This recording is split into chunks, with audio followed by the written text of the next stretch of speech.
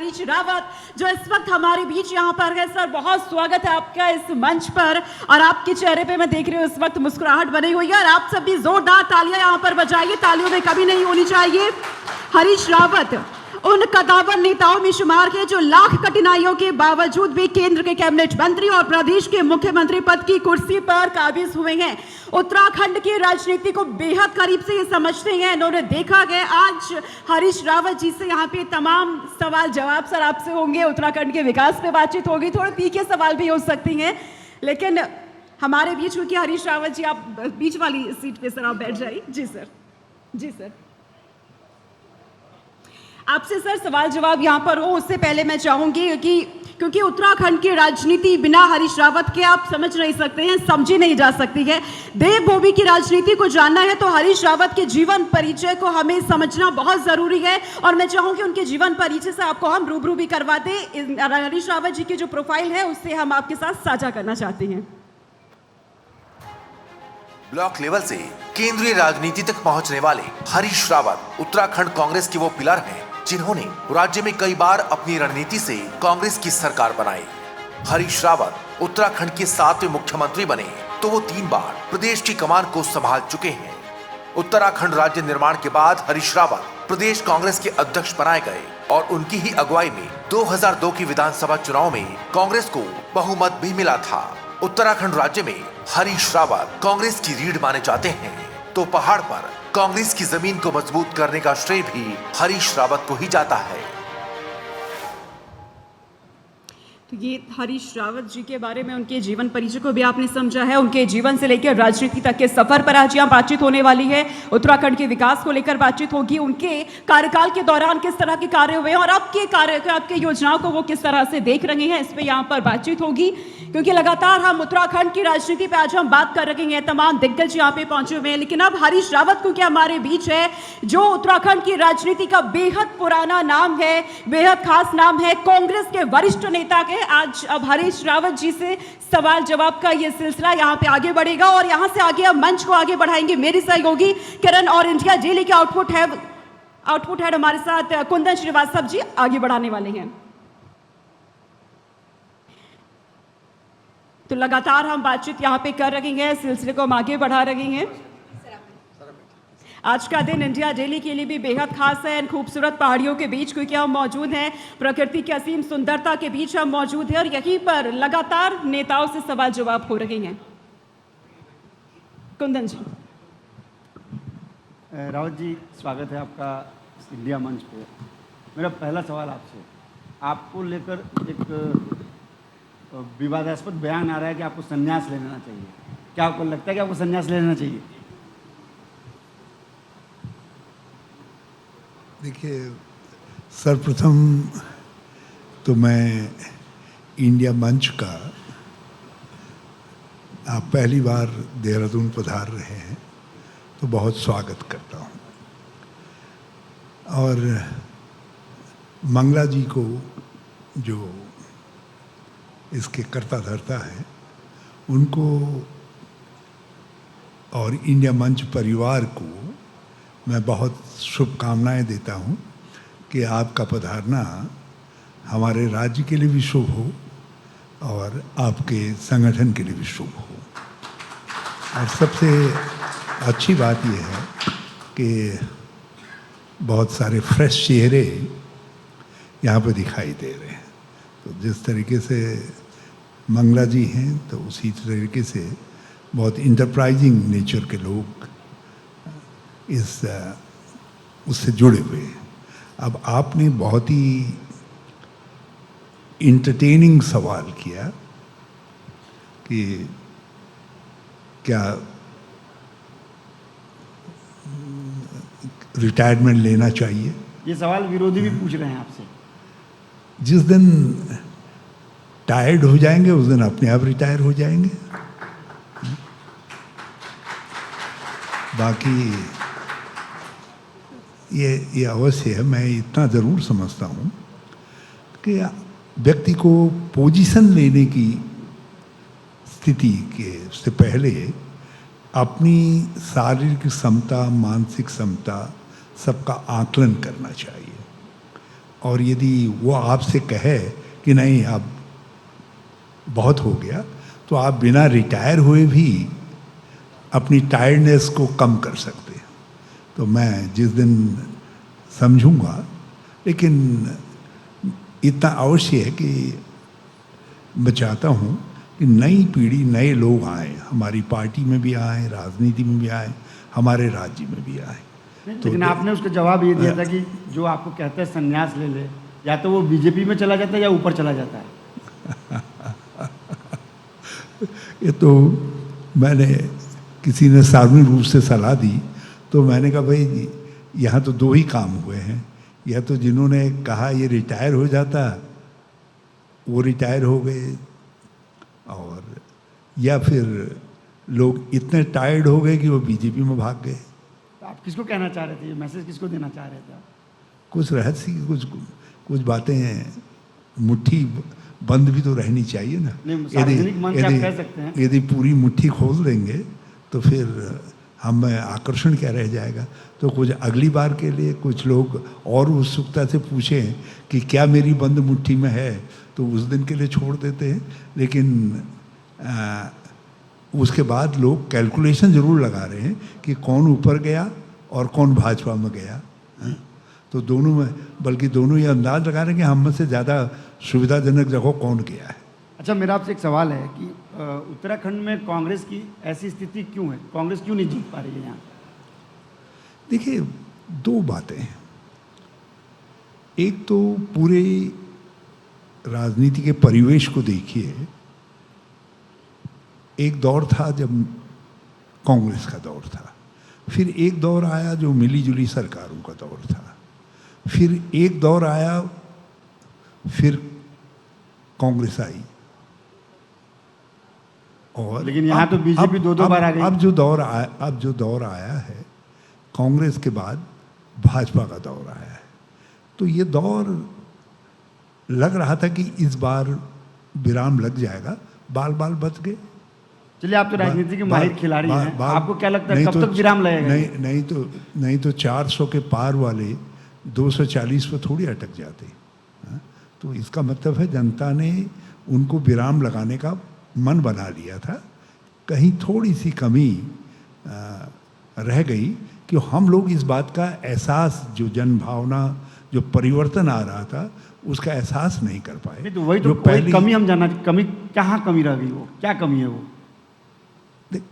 भाजपा ने प्रचार मनोवृत्ति का जबरदस्त फायदा उठाया। जो 400 के पार वाला नारा था, उसमें बहुत दूर दराज के एरिया, ग्रामीण क्षेत्रों में लोगों को लगा यार वो सचमुच हो सकता है। सब भाजपा ही भाजपा तो दिखाई दे रही है, मीडिया में भाजपा, मीडिया में मोदी, सड़क पर मोदी, आसमान पर मोदी, नीचे मोदी, सब जगह मोदी दिखाई दे रहे हैं। तो लोगों को लगा कि परिवर्तन नहीं आएगा, तो बहुत सारे लोग उधर चले गए।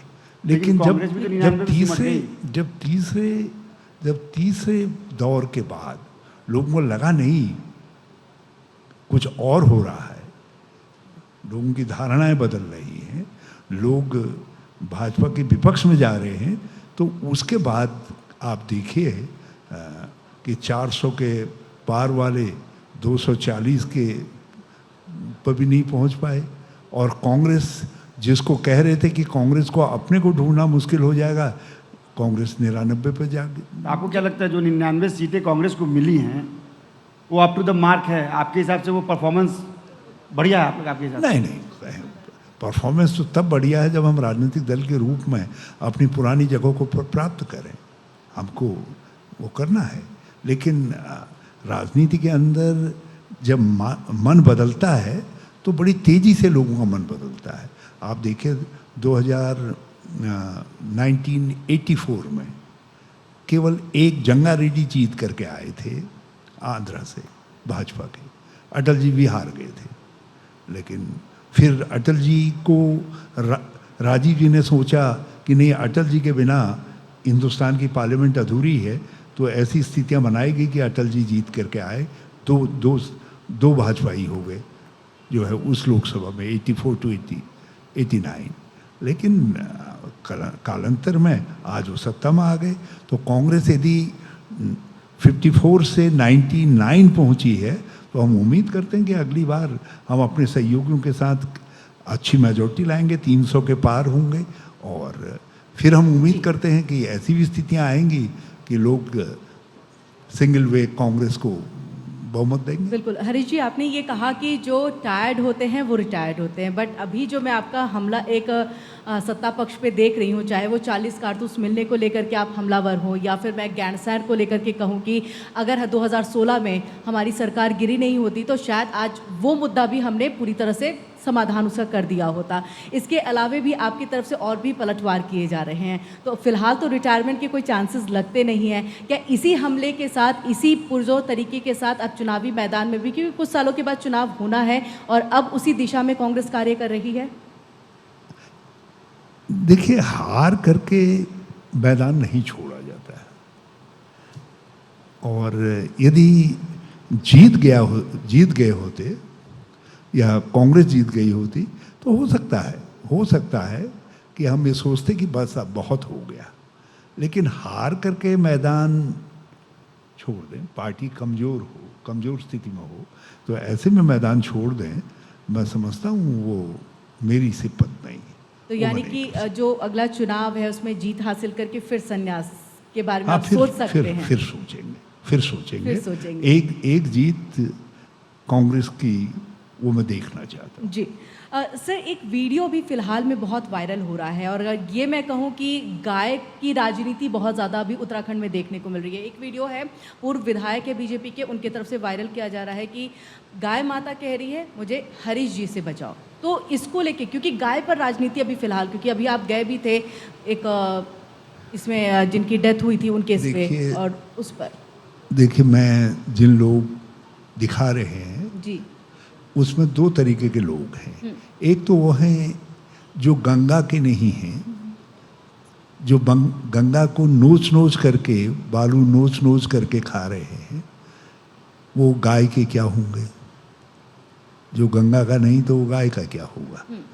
तो दूसरा उसमें वो लोग हैं, एक हमारे इधर एक शब्द होता है गंगलोड़, मतलब जो गधेरे में बहते जाता है, वो कहीं एक जगह टिकता नहीं है। तो कुछ लोग ऐसे हैं जो बहते जाते हैं, लुढ़कते जा रहे हैं, तो वो जहाँ टिकेंगे, कहाँ टिकेंगे उनको खुद मालूम नहीं है। तो उनकी तरफ से कहा जा रहा है, उस पर मैं कोई टिप्पणी नहीं करना चाहूँगा। हाँ, भाजपा के एक प्रवक्ता ने जरूर कहा है इस बात को, उनसे मैं उनको एक याद दिलाना चाहता हूँ। सुप्रीम कोर्ट ने के आदेश से एक लिस्ट शाया हुई थी कि भारतीय जनता पार्टी को या दूसरे राजनीतिक दलों को किन किन लोगों ने कितना कितना चंदा दिया, कितना चंदा दिया जी। उसमें 3 जेंटलमैन के नाम थे। एक जेंटलमैन ने जिसने 50 करोड़ से ज़्यादा का चंदा एक साल में भारतीय जनता पार्टी को दिया, और वो देश का सबसे लीडिंग गोमांस निर्यातक है। अकेले भारतीय जनता पार्टी को चंदा दिया, और वो भी 50 करोड़ से ऊपर दिया, और वो देश का सबसे बड़ा बीफ निर्यातक है। जो बाकी 2 लोग हैं जिन्होंने 22-24 करोड़ के आसपास दिया है, वो भी लीडिंग बीफ निर्यातक हैं, वो भी गोमांस निर्यातक हैं। तो ये मेरी समझ में नहीं आया कि गोमांस की तिजारत करने वाले, उसको बेचने वाले सबसे बड़े बूचर खाने के मालिक से चंदा लेते वक्त भारतीय जनता पार्टी को गोमाता याद नहीं आई। उस समय तो चंदा चंदा चंदा, और वो भी ठोस 50 करोड़ से ऊपर लिया है। दूसरा जो सवाल भारतीय जनता पार्टी से पूछा जाना चाहिए, कांग्रेस के लोगों को पूछना चाहिए, आज देश में जिस दिन से 2014 में भाजपा सत्ता में आई है, गोमांस का निर्यात 3 गुना ज़्यादा बढ़ गया, 3 गुनी वृद्धि हो गई है। इसका मतलब है ज़्यादा गोवंश कट रहा है, तभी तो निर्यात हो रहा है। अरब कंट्रीज़ को निर्यात हो रहा है, दूसरी कंट्रीज़ को निर्यात, यूरोप को निर्यात हो रहा है। हम आज दुनिया के, हमने चीन को पीछे छोड़ दिया है, हम मेजर गोवंश गाय के मांस के एक्सपोर्टर बन गए हैं। तब भारतीय जनता पार्टी वालों को गाय माता गाय नज़र नहीं आ रही है। सड़कों में आप देख लीजिए, कहीं पूरे नॉर्थ इंडिया में देख लीजिए आप, हर सड़क गवाह है इस बात की कि गाय और बैल जी दोनों सड़कों पे खुली छोड़ दी जाती हैं। एक्सीडेंट हो रहा है, कहीं गाय की टांग टूटी पड़ी है, कहीं घायल अवस्था में गाय पड़ी हुई है, और कहीं बाघ खा रहा है, कहीं कोई कुत्ते नोच करके खा रहे हैं, कहीं लोग डंडे मार रहे हैं गाय को। तब भारतीय जनता पार्टी को गाय में माता नहीं दिखाई दे रही है। सर, लेकिन जैसे ही कोई दाढ़ी वाला नजर आता है तो उसकी तरफ अंगुली करके जरूर कह देते हैं कि भाई ये तो गोमांस करके। सर, ये एक तो मेजर इशू है। तो भारतीय जनता पार्टी को मैं सलाह देना चाहूँगा कि पहले अपने चाल चरित्र और अपने शब्दों में समन्वय पैदा करिए। हरीश जी यही बात तो बीजेपी कहती है कि अगर कांग्रेस आज ये कह रही है कि गौ मांस का निर्यात इतना ज़्यादा हो रहा है, तो बीजेपी भी सवाल पूछती कि क्या कांग्रेस के राज में गौ मांस का निर्यात नहीं होता था? पहला सवाल।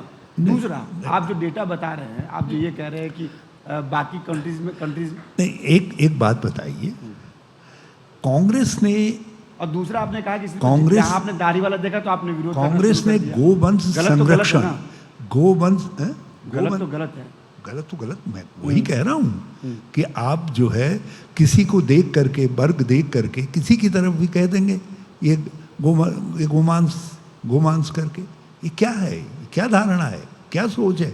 क्या मानसिकता है? देश के अंदर आप किस रूप में लोगों को बांटना चाहते हैं? नंबर 1। नंबर 2, जो बात आपने कही, कांग्रेस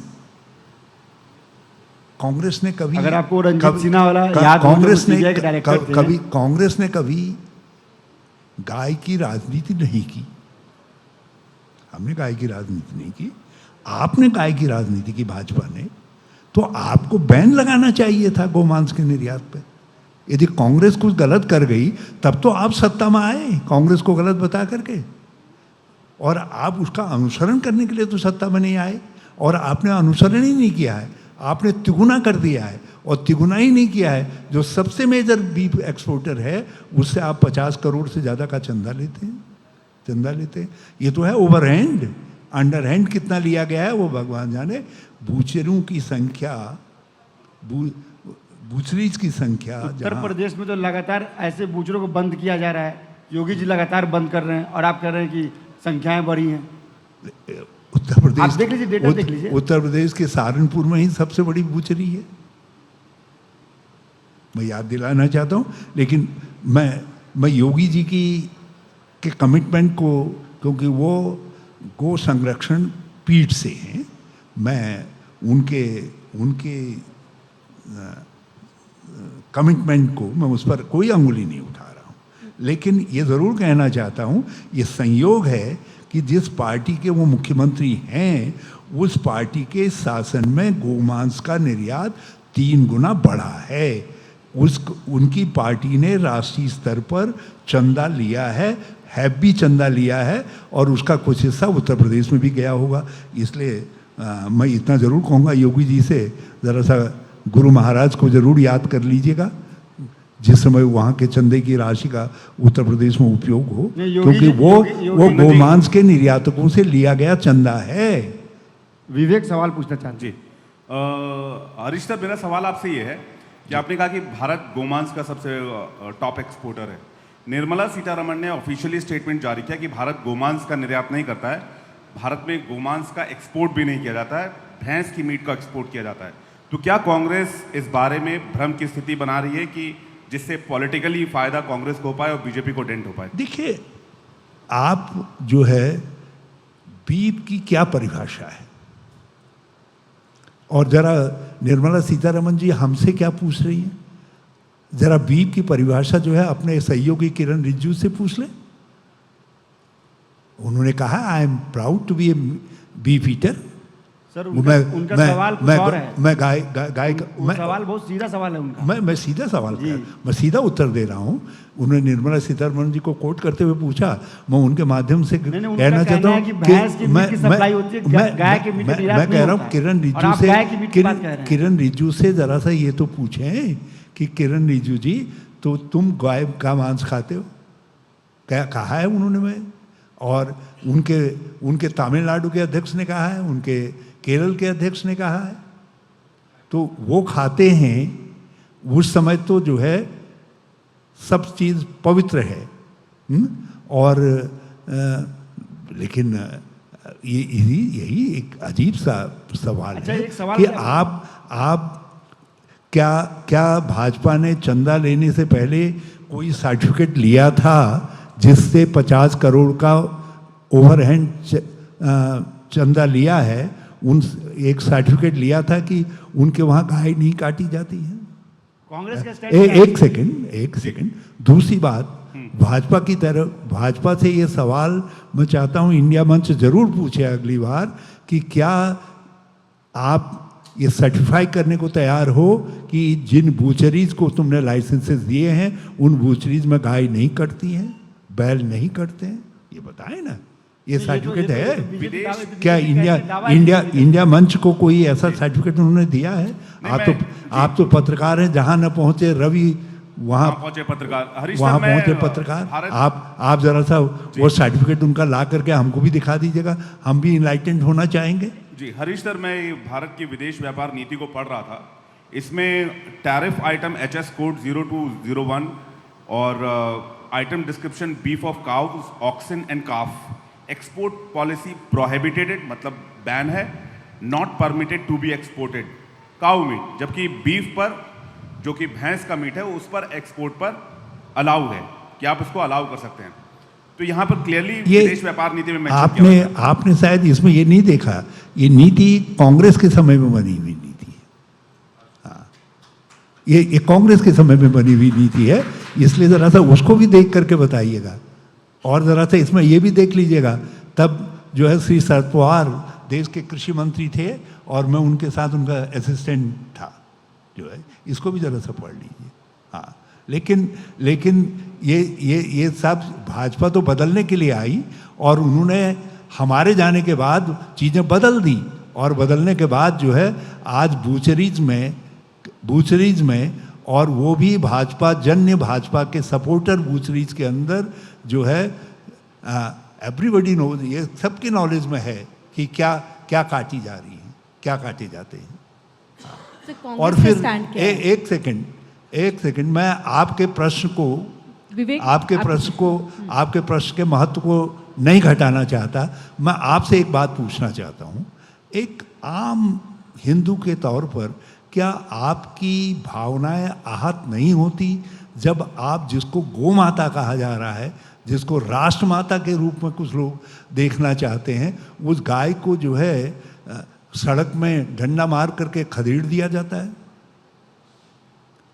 जब वो फर्टाइल नहीं रह जाती है, जब वो दूध देने के लायक नहीं रह जाती है? क्या उसको बाघ और बघेरों और कुत्तों को नोच करके खाने के लिए छोड़ दिया जाता है? सड़कों में एक्सीडेंट के लिए छोड़ दिया जाता है? क्या आप एज ए हिंदू जो गाय का आदर करता है, आप इंसल्टेड नहीं फील करते हैं? तो क्या आपको लगता है सिर्फ बीजेपी के राज में ही गाय का एक्सीडेंट होता है, कांग्रेस के राज में गाय का एक्सीडेंट कभी नहीं हुआ? उस समय कांग्रेस ने सवाल क्यों नहीं उठाया? हमारे समय में सड़क में लाने की नौबत ही नहीं आई थी। कैसे नहीं थी? अपनी कांग्रेस ने क्या व्यवस्था की थी उसके लिए? ओहो, हम क्यों बताएं? यदि भाजपा हमारी शरण में आ जाएगी, जिस दिन हमसे ज्ञान लेना चाहेगी उस दिन बता देंगे। आप इंडिया मंच में बता दीजिए, लोग बीजेपी के सुन रहे होंगे। आप बता देंगे। सर, विपक्ष का तो कार्य होता है सत्ता का सहयोग करना। हम आपको भाजपा को आपको थैंक यू कहने का मौका क्यों दें? हम ही आपको थैंक यू कह लेंगे।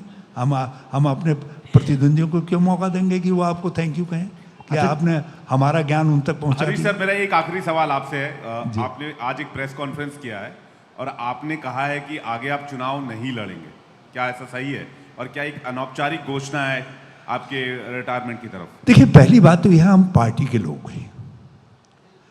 जब तक हम पार्टी के सक्रिय कार्यकर्ता हैं, हमें उनके निर्देश से मानना पड़ता है। लेकिन मेरी अपनी वो उपयोगिता जो मैं समझता हूँ वो चुनाव लड़ने में नहीं है बल्कि चुनाव लड़वाने में है। इसलिए मैंने कहा मैं चुनाव लड़ूंगा नहीं, मैं लड़वाऊंगा और मैं ये सुनिश्चित करना चाहूँगा कि कांग्रेस जीते, कांग्रेस 2027 में यहाँ सत्ता में आए। यह आदेश हरीश जी आलाकमान से आया क्या आपके पास, पार्टी या संकेत है कोई ये? पार्टी का आदेश ही होता है, बिना पार्टी के आदेश के थोड़ी हम चुनाव लड़ते भी नहीं हैं, चुनाव नहीं भी लड़ते हैं। मतलब आलाकमान ये चाहता है कि आप चुनाव ना लड़े, चुनाव लड़वाएं। मैंने यहाँ तक तो अभी नहीं पहुँचा हूँ जहाँ तक आप पहुँच गए हैं। नहीं, आपने कहा ना कि मैं चुनाव नहीं लड़ूंगा। लेकिन मैं यहाँ तक हूँ कि मैंने ये कहा कि जब मैं चुनाव नहीं लड़ा हूँ, मैंने लड़ाया है, कांग्रेस सत्ता में आई है। मैंने 2002 का उदाहरण दिया। 2007 में हम अच्छी स्थिति में आए, 2012 में जो है हम सत्ता में आए। तो मैंने कहा जब मैं लड़ा हूँ तब जो है ज़रा सा चीज़ें बिगड़ी हैं, बिखरी हैं, इसलिए पार्टी के जीत के इंटरेस्ट में मैं चाहता हूँ। अच्छा, मतलब ये आपका जवाब जरा डिप्लोमेटिक है, मतलब नहीं, कहना है कुंदन जी, कुछ और इसमें क्या? एक चीज ऐड करना चाहूंगा। तो हरीश सर, आप क्या राज्य में मार्गदर्शक मंडल के सदस्य के तौर पर जाने जाएंगे? ये तो भाजपा का शब्द है। वहाँ जिस तरीके से अपने मार्गदर्शक मंडल की उन्होंने कुकुरगत की है, कुकुरगत समझते हैं ना, जिसको किसी काम का ना हो तो उसको बाहर फेंक देते हैं। जिस तरीके से माननीय आडवाणी जी और माननीय हमारे मुरली मनोहर जोशी जी की वो की है, तो वो स्थिति मार्गदर्शक मंडल शब्द जो है अब इतना कुख्यात हो गया है कि अब तो कोई भाजपाई नेता भी उसमें नहीं जाना चाहेगा। तो भैया कांग्रेस में तो हम दूर से ही तौबा करेंगे मार्गदर्शक मंडल को। तो आप मेरे मित्र हैं या हरीश जी, आपको क्यों नहीं लगता कि अब आपको राज्य की राजनीति से थोड़ा अपना अनुभव जो है केंद्र की राजनीति में देना चाहिए? राहुल गांधी के नेतृत्व में कांग्रेस जो है एक अलग दशा और दिशा दोनों पे जा रही है। आपका ये सवाल मुझको बिल्कुल संगीत जैसा लग रहा है, जैसे है ऐसा लग रहा है जैसे वो एस.डी. बर्मन का संगीत है, तो उस तरीके का लग रहा है। रावत जी, अभी जवाब नहीं दिया आपने। मैंने कहा ना, जो संगीत जैसा लग रहा है, प्यारा लग रहा है, तो इससे बड़ा जवाब क्या होता है? देखिए रावत जी, अभी हरियाणा और जम्मू कश्मीर में चुनाव हो रहे हैं, यहाँ पर आप कांग्रेस की स्थिति को क्या देखते हैं एज ए सीनियर लीडर? देखिए, अब परिवर्तन का चक्र चल गया है। ये जो 99 कांग्रेस पहुंची है, राहुल गांधी इमर्ज किए हैं एज LOP जो है लीडर अपोजिशन, और लोगों ने जो इमेज राहुल गांधी की देश के सामने परोसी गई थी with the kind help of entire media, जिसमें सोशल मीडिया भी सम्मिलित है, वो इमेज अब टूट गई है, वो बिखर गई है।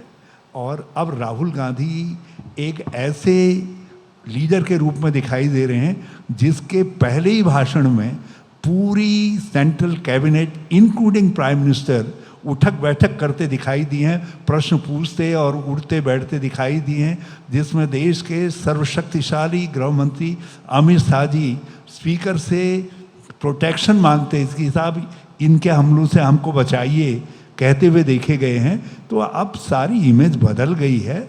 अब ये era of Rahul Gandhi start हो गया है, और आप देखिएगा कि कांग्रेस सत्ता में आएगी, और उसका आभास हम जम्मू कश्मीर में हमारा गठबंधन जीतेगा, हरियाणा में हम अपने बल पर सरकार बनाएंगे, हमारा गठबंधन महाराष्ट्र में भी जीतेगा, हमारा गठबंधन झारखंड में भी जीतेगा, और तो छोड़िए यूपी में भी हमारा गठबंधन जो है, जो बाय इलेक्शंस हो रहे हैं उनमें जीतेगा, और हम यहाँ जो केदारनाथ की सीट है उसको भी जीतेंगे, और जो नगर निकाय और नगर पालिकाओं के चुनाव हो रहे हैं, उसके बाद पंचायतें भी हो रही हैं, उनको भी जीतेंगे। इसलिए मैं इंडिया मंच को सलाह दूंगा कि अपना कैलेंडर जरा हमारे विषय में ठीक रखिएगा। हरीश जी, सर, राहुल एक सवाल। हमारे एडिटर चीफ सवाल पूछना चाहते हैं। मैं अभी आप हरियाणा की बात कर रहे थे, ऐसा लगता है कि आपकी पार्टी अच्छा कर सकती है वहाँ पर, लेकिन आपकी पार्टी में इतना फैक्शनलिज्म वहाँ दिखाई देता है, तो ऐसे में हर कोई वहाँ पे मुख्यमंत्री का दावेदार दिखाई देता है।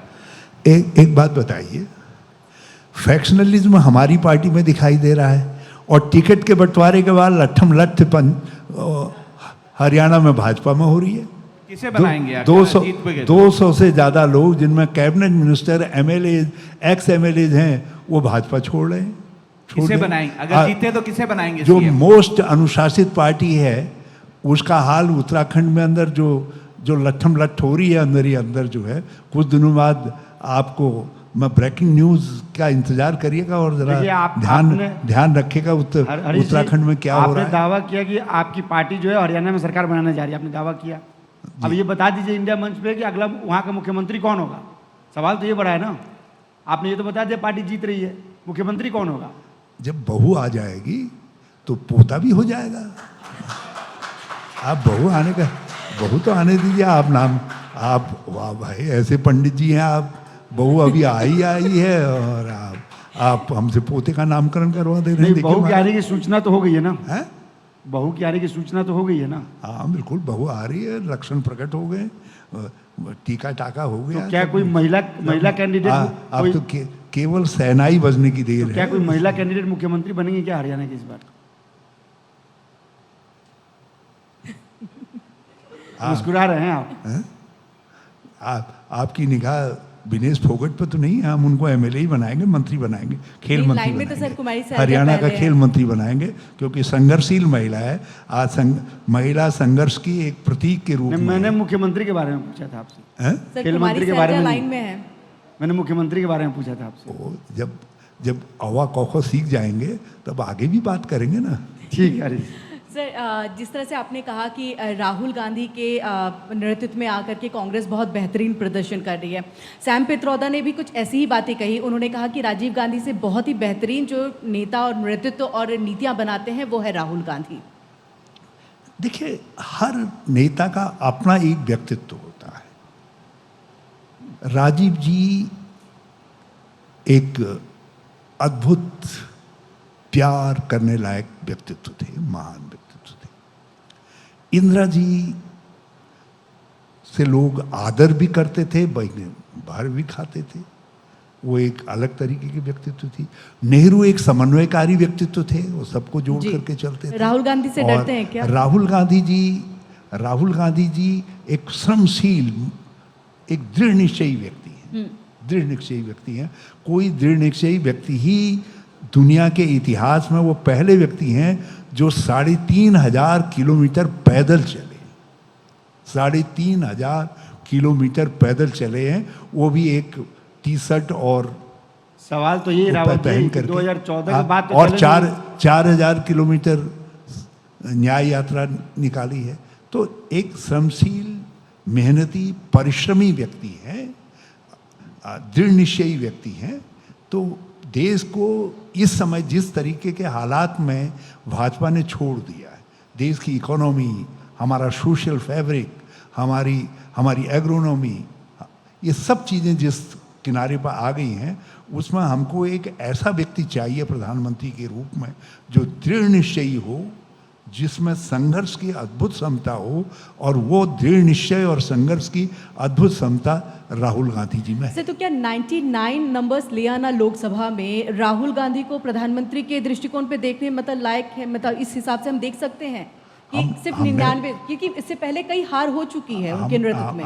हमने जो है जिस दिन 99 मिले, हमने थोड़ी कहा हम प्रधानमंत्री, हाँ हमने तो जो हो सकते थे वही कहा।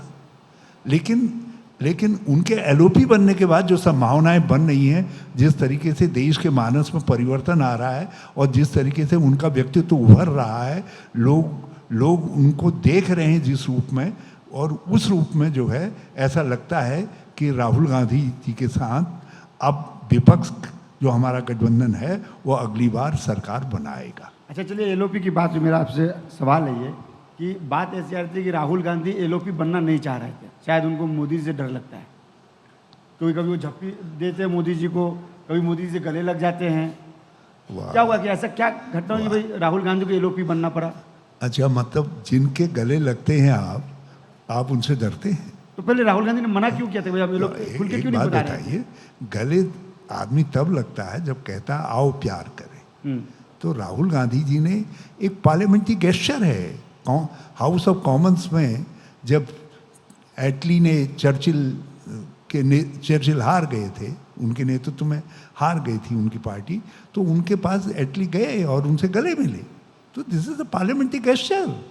अब बीजेपी ये भाजपा जैसी पार्टी प्यार करना, और लोकतंत्र के अंदर प्यार नहीं है तो फिर लोकतंत्र कैसे जिंदा रहेगा? तो इसलिए राहुल गांधी जी ने क्यों किया, क्या किया, ये सवाल वो नहीं है। और जो आपने अभी प्रश्न किया, आपका प्रश्न जो है ये है कि क्या प्रश्न है आपका?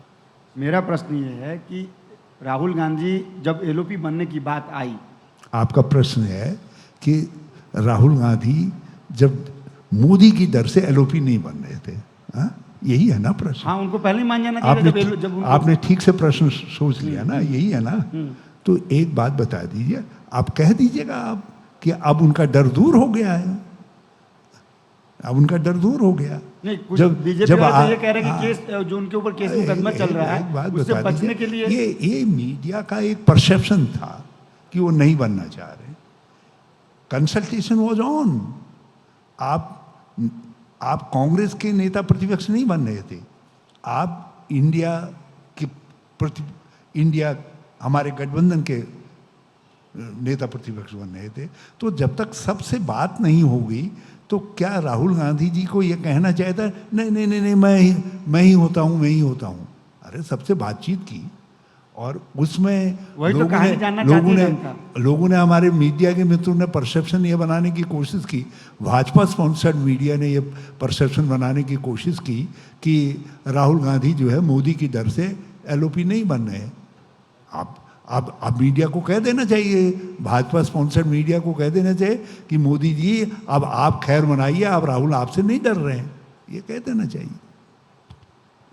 जी, बहुत बहुत शुक्रिया हरीश जी, आप हमारे इस मंच पर आए और आपने बेबाकी से सभी के सवालों का यहाँ पर जवाब दिया, खास करके कुंदन जी के, जिन्होंने आपने कहा कि इनके सवाल तो गाने जैसे लग रहे हैं। मुझे लग रहा है मधुर लगे होंगे आपको, और आपने बहुत ही अच्छे से सबका जवाब दिया।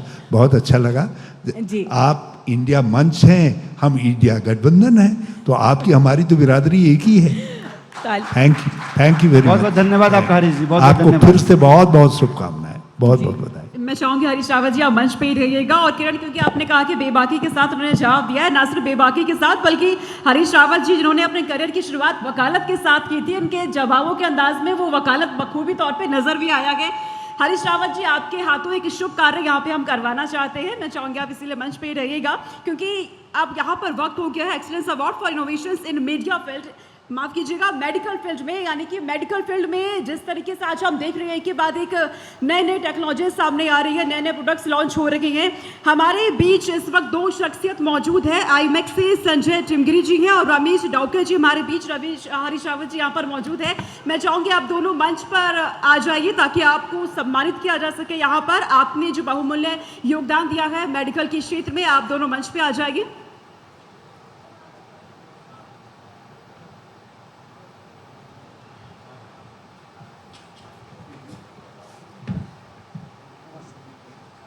संजय टिमगिरी जी और रमेश डाउकर जी, जिन्होंने मेडिकल के क्षेत्र में नए प्रोडक्ट्स लॉन्च करे हैं, न्यू डिवाइसेस इन्होंने लॉन्च करी है, कई ऐसे योगदान इनके रहे हैं जिनकी आवश्यकता मेडिकल के क्षेत्र में रही है।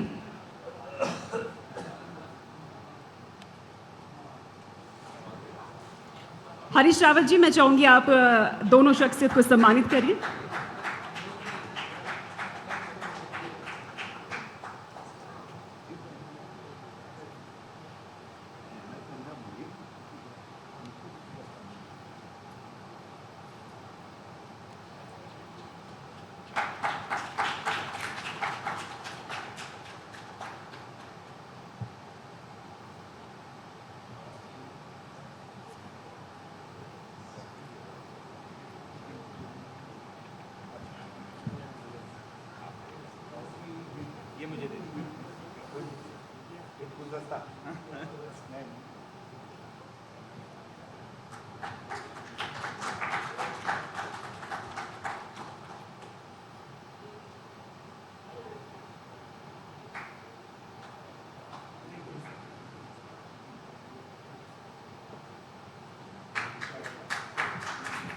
शुक्रिया शुक्रिया सर।